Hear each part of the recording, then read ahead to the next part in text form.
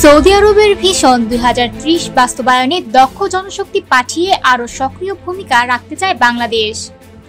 রিয়াদে 4 দিনব্যাপী মানব সম্পদ ও জনশক্তি মেলার উদ্বোধনী অনুষ্ঠানে এ প্রতিশ্রুতির কথা জানান প্রবাসী কল্যাণ ও বৈদেশিক কর্মসংস্থান মন্ত্রণালয়ের সিনিয়র সচিব ডক্টর নিয়ামতুল্লাহ ভূঁইয়া। তিনি বলেন, বাংলাদেশ একটি অপার সম্ভাবনার দেশ। আমাদের মোট শ্রমশক্তির 1/3 15 থেকে 29 বছর বয়সী তরুণ। প্রতি বছর প্রায় 20 লাখ নতুন কর্মী শ্রমবাজারে প্রবেশ করছে। এটাই আমাদের সবচেয়ে বড় শক্তি। ডক্টর নিয়ামতুল্লাহ ভূঁইয়া আরও জানান, দেশে সরকারি বেসরকারি মিলিয়ে 10,000-এরও বেশি কারিগরি ও বৃত্তিমূলক শিক্ষা প্রতিষ্ঠান রয়েছে। তারা 2025 সালের মধ্যে 8.8 মিলিয়ন এবং 2030 সালের মধ্যে 20.9 মিলিয়ন দক্ষ জনশক্তি তৈরি করার লক্ষ্য নিয়ে কাজ করছে।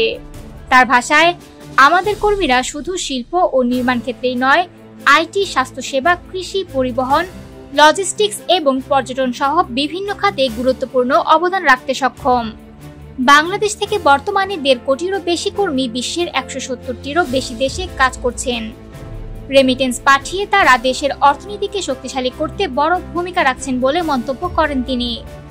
এ সময় সৌদি আরবের বিভিন্ন নিয়োগকারী প্রতিষ্ঠানের উদ্দেশ্যে তিনি বাংলাদেশ সফরের আহ্বান জানান, যাতে তারা এখানে প্রশিক্ষণ সুবিধা পরিদর্শন করে মানব সম্পদ উন্নয়নে যৌথ বিনিয়োগের সুযোগগুলো দেখতে পারেন।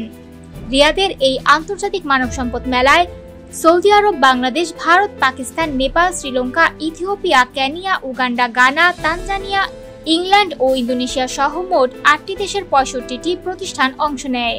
প্রথমবারের মতো Bangladesh overseas employment and services limited BOESL এই মেলায় অংশগ্রহণ করে।